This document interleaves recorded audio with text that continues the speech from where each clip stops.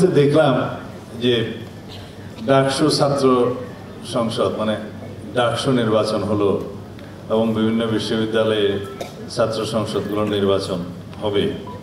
এই নির্বাচনগুলোর ট্রেন্ড কি এবং এই নির্বাচনের ফলাফল সম্পর্কে আপনাদের মন্তব্য কি? আমি আজকে ব্যক্তিগতভাবে অভিনন্দন জানাই যারা ডাকসু নির্বাচনে জয়ী হয়েছে তাদের। এটাই গণতন্ত্রের রীতি। কিছু ত্রুটি বিচ্যুতি নির্বাচনে হয়েছিল, যেহেতু যাত্রা অনেক বছর পরে হয়েছে, কিন্তু ত্রুটি বিচ্যুতি ছিল। কিন্তু পত্রিকায় দুই একটি পত্রিকায় দেখলাম যে ছাত্র শিবিরের প্যানেল জয়ী হয়েছে। তা আমি আপনাদের সামনে বলতে চাই, সাংবাদিক বন্ধুদের উদ্দেশ্যে বলতে চাই, আমার জানা মতে বাংলাদেশ ইসলামী ছাত্র শিবির ডাকসু নির্বাচনে অংশগ্রহণ করেনি। এই নামে এই ব্যানারে কোনো প্যানেল প্রদান করা হয়েছে কি? না। তো পত্রিকা বিভিন্ন মিডিয়াতে এইভাবে আসছে কেন? প্রশ্ন সেখানে। আমরা বাংলাদেশ জাতীয়তাবাদী ছাত্র দল ব্যানারে দলীয় নামে ঘোষণা দিয়ে আমরা নির্বাচনে অংশগ্রহণ করেছি, আমাদের ছাত্র অংশগ্রহণ করেছে। অন্যান্য কয়েকটি দল, এমনকি ইসলামী ছাত্র আন্দোলন নামে একটি দল নামে করেছে, কেউ কেউ স্বতন্ত্র শিক্ষার্থী ঐক্য নামে করেছে, কেউ সমন্বিত শিক্ষার্থী সংসদ নামে করেছে, বৈষম্য বিরোধী শিক্ষার্থী সংসদ নামে করেছে, অপরাজেয় ৭১, অদম্য ২৪ নামে করেছে।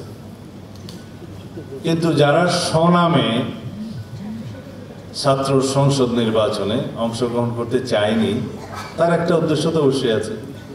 যারা আজকে জয়ী হয়েছে তাদের দেখলাম প্যানেলটা ছিল ঐক্যবদ্ধ শিক্ষার্থী জোট। সেই ব্যানারে যারা জয়ী হয়েছে আমি আবারও ব্যক্তিগতভাবে তাদেরকে অভিনন্দন জানাই। আমাদের ২০২৪-এর ছাত্র গণ অভ্যুত্থান পরবর্তী সময়ে আমাদের সবচেয়ে বড় সংগ্রামের নাম হচ্ছে, আমরা আরেকটি সংগ্রামে লিপ্ত আছি। সেই সংগ্রাম হচ্ছে বাংলাদেশের নতুন যাত্রায় রাজনৈতিক সংস্কৃতি পরিবর্তনের সংগ্রাম। আমাদের এই রাজনৈতিক সংস্কৃতি পরিবর্তনের সংগ্রাম চালু রাখতে হবে।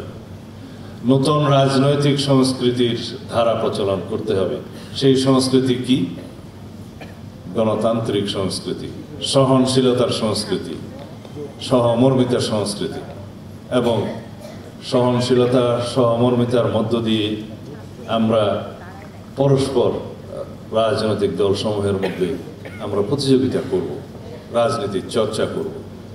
যদি আমরা ফ্যাসিবাদের পুনরুত্থান না চাই, ব্যক্তি স্বৈরতান্ত্রিক পদ্ধতি অথবা দলীয় স্বৈরতান্ত্রিক পদ্ধতির উত্থান না চাই, সংসদীয় একনায়কতন্ত্র না চাই এবং একদলীয় রাষ্ট্র ব্যবস্থা কামনা না করি, তাহলে আমাদেরকে নতুন গণতান্ত্রিক রাজনৈতিক সংস্কৃতির ধারাবাহিকতা বজায় রাখতে হবে, চর্চা করতে হবে, লালন করতে হবে। এইভাবেই আমরা গণতান্ত্রিক রাজনৈতিক সংস্কৃতির চর্চার মধ্য দিয়ে আমরা বিগত দিনের ফ্যাসিবাদী অগণতান্ত্রিক রাজনৈতিক অপসংস্কৃতিকে বিলুপ্ত করতে পারবো, প্রসারিত করতে পারবো। ভালো রাজনৈতিক স্থাপনার মধ্য দিয়ে আমরা অপরাজনীতির বিলুপ্তি ঘটাতে পারবো। সেই রাজনৈতিক চর্চা আমাদেরকে করতে হবে। রাজনীতিতে প্রতিযোগিতা থাকবে, প্রতিদ্বন্দ্বিতা থাকবে, কিন্তু দিন শেষে গণতান্ত্রিক পদ্ধতিতে আমরা সবাইকে অভিনন্দন জানাবো। এটাই আমাদের রীতি হবে। আমাদের এখানে অনেকে প্রশ্ন করেছে, এটা কি জাতীয় রাজনীতিতে কোনো প্রভাব রাখবে? আমি বলতে চাই, ডাকসু, রাকসু, চাকসু বিভিন্ন নির্বাচন আমার ছাত্র জমানা থেকেই আমরা তখন ভোট দিয়েছি, দেখেছি, যাদেরকে নির্বাচিত করেছি। এটা ৮০ দশকের কথা বলছি, ৭০-এর দশকের শেষের দিকের ছাত্র আমি। যারা ডাকসুতে নির্বাচিত হয়েছে তারা বৃহৎ কোনো রাজনীতির মূল দলের ছাত্র সংগঠন না হলে জাতীয় রাজনীতিতে তারা আসতেই পারে না। কারণ নাম নেব না, এখনও ডাকসুতে ভিপিজিএস হয়েছে, অনেক নেতা জাতীয় রাজনীতিতে আছেন, কেউ বা হারিয়ে গিয়েছেন। তাদের মধ্যে যারা বৃহৎ রাজনৈতিক সংগঠনের অন্তর্ভুক্ত ছিল তাদের কেউ কেউ জাতীয় সংসদে এসছে, বাকিরা এখনো পর্যন্ত লড়াই করছে, সংগ্রাম করছে আসার জন্য। আমি কারো নাম নিয়ে বলাটা ঠিক হবে না, আমি তাদের উজ্জ্বল ভবিষ্যৎ কামনা করি, কিন্তু এখনো পর্যন্ত কামিয়াব হয় না। এটা হচ্ছে বাংলাদেশের জাতীয় রাজনীতি এবং ছাত্র রাজনীতির একটা পোস্টমর্টেম বিশ্লেষণ। তবে এটা আমি উৎসাহিত করি যে বাংলাদেশের ছাত্র রাজনীতির এবং বাংলাদেশের স্বাধীনতার ইতিহাস থেকে শুরু করে, স্বাধীনতার পূর্ববর্তী ইতিহাস থেকে শুরু করে এখন পর্যন্ত বাংলাদেশের রাজনৈতিক পরিবর্তন যা কিছুই হয়েছে, সামাজিক পরিবর্তন হয়েছে, ছাত্র সংসদগুলোর নির্বাচনের মধ্য দিয়ে সেটা হয়েছে, অথবা ছাত্র রাজনীতির মধ্য দিয়ে সেটা হয়েছে। সেই রাজনীতির সূতিকাগার এবং ছাত্র আন্দোলনের সূতিকাগার, রাষ্ট্রীয় পরিবর্তনের সূতিকাগার, সেই বিশ্ববিদ্যালয়গুলোর ছাত্র রাজনৈতিক চর্চা থাকতেই হবে। যারা ছাত্র রাজনীতির বিপক্ষে বলেন বা ছাত্র রাজনীতি বন্ধের কথা বলেন, আমি তাদের বিরুদ্ধে। কারণ রাজনীতির চর্চা, শিক্ষাঙ্গন, পাঠশালা হচ্ছে বিশ্ববিদ্যালয়, সেখান থেকে জাতীয় রাজনীতির নেতৃত্ব উঠে আসে ক্রমবিকাশের মধ্য দিয়ে। আমরা ছাত্র রাজনীতি করেছি, আমাদের সাথে অনেকেই বাংলাদেশের জাতীয় রাজনীতিতে প্রতিষ্ঠিত, তারা জাতিকে বিভিন্নভাবে রাজনীতির ক্ষেত্রে অবদান রাখছেন। তাদের আমরা অবদান রাখতে পারছি কিনা জানি না, তবে আমরা চেষ্টা করছি। তবে রাজনীতির শিক্ষা শুরু হতে হবে ছাত্র রাজনীতি দিয়ে। তবে এমন ছাত্র রাজনীতি চাই না যে ছাত্র রাজনীতি ফেসিবাদী গোষ্ঠী অতীতে নজির স্থাপন করে গিয়েছে।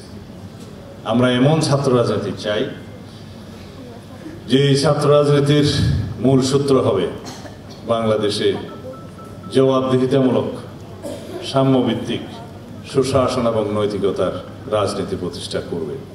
এটা আমাদেরই অঙ্গীকার যে আমরা এমন রাষ্ট্র ব্যবস্থা, এমন সরকার ব্যবস্থা প্রতিষ্ঠা করতে চাই সামনের জীবনে, যার মূল ভিত্তি হবে এদেশের সমাজের, রাষ্ট্রের সর্বক্ষেত্রে জনগণের কাছে জবাবদিহিতার রাজনীতি সৃষ্টি করা এবং সুশাসন, নৈতিকতার রাজনীতি সৃষ্টি করা, সাম্য এবং মানবিক মর্যাদা ভিত্তিক রাষ্ট্র ব্যবস্থা গঠন করার রাজনীতি আমরা অব্যাহত রাখতে চাই।